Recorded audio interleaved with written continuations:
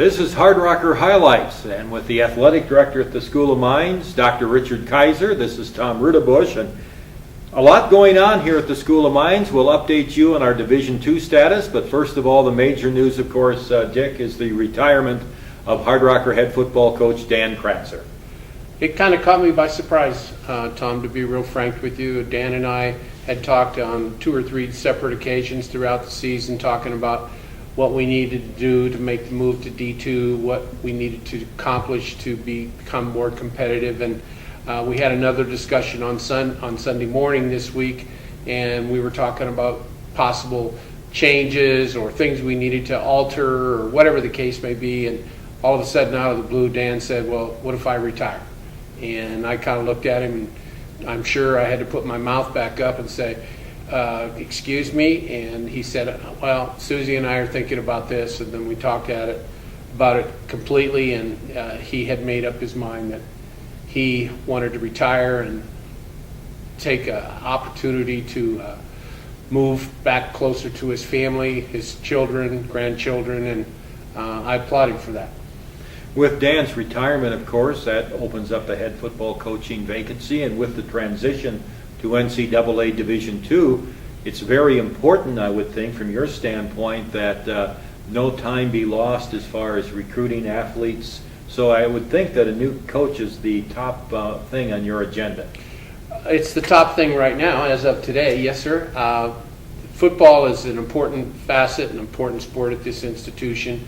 Having a quality coach, much like we've had in the past 7 years with Dan Kratzer, and renewing that process is always something that you don't look forward to, but then again, once it starts, you get involved in it, you get excited about it, you get excited about looking for a new person to take the next level, take the program and run with it, and so it becomes a high priority. Dr. Wharton's out of town at an NCAA meeting both today and tomorrow, but as soon as he gets back, I'm sure all the plans will become finalized as to how the search progresses. And we're only a couple of hours after Dan's announcement, Dick, but do you have any wide guidelines or anything that you could share with us that maybe might fit what you're looking for, just a couple of maybe characteristics? Well, a couple things Dan talked about in his retirement announcement. One of them was, my tank's not full, it's half empty, or whatever the case may be. We need to get somebody who has a full tank of gas and is full steam ahead, has a lot of energy, and really wants to get after this job. Second of all, I think it's important that we look at people that understand the academic qualifications and requirements for this institution. In other words, have you recruited those kind of kids before? Have you recruited the kind of kids that want to be engineers and scientists? Because it's not every coach that's done that. So it'll be maybe narrow the pool a little bit, but in the same vein, it will get somebody that's more apt to step into this system and situation and understand it a little better. We also obviously want to look at what our current talent is, what our current player situation is, and what can we do to facilitate so we put them on all the right situations. So this coach is going to have to be knowledgeable, experienced. I really would like to have somebody that's had Division II experience, if at all possible, and or higher, but I'm not going to limit it to that. And then I just want somebody that really wants the job and really wants to take it from here. Speaking of the Division II process, we are in our second season of D2 as far as the transition goes.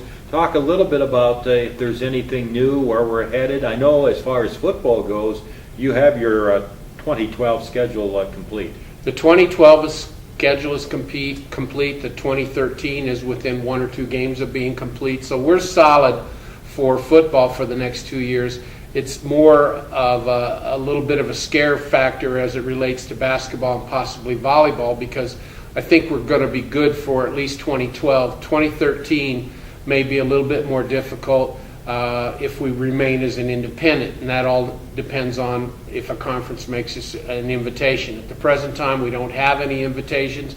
We are being aggressive rather than sitting back, and we are talking to some other conferences about possibly being associate members in one sport or another versus our whole athletic program, to try to make sure that both our football, volleyball, and basketball, those team sports, have quality contests and have home contests, which would help us in the long run. I know from an athletic director standpoint, you must be very pleased on the progress the volleyball team has made this year. Tiffany's had a terrific season. She's 22-4 at the present time. She's got, I think, 6 matches left. I don't know what the record is for the most wins in any one season, but we are undefeated against D2 competition. We have done a terrific job. Our ladies play hard. They've got a tough weekend in Milwaukee, but Tiffany has really expanded what the program was the last couple of years. This is her 3rd year in the program, and her efforts and her recruiting are beginning to show up. Well, the main news, of course, Dan Kratzer's retirement from the Hardrocker football program. As Dick said, the search for a new coach begins immediately, and the Hardrockers continue their transition to NCAA Division II. That's Hardrocker Highlights. For Athletic Director Dick Kaiser, Tom Rudebusch.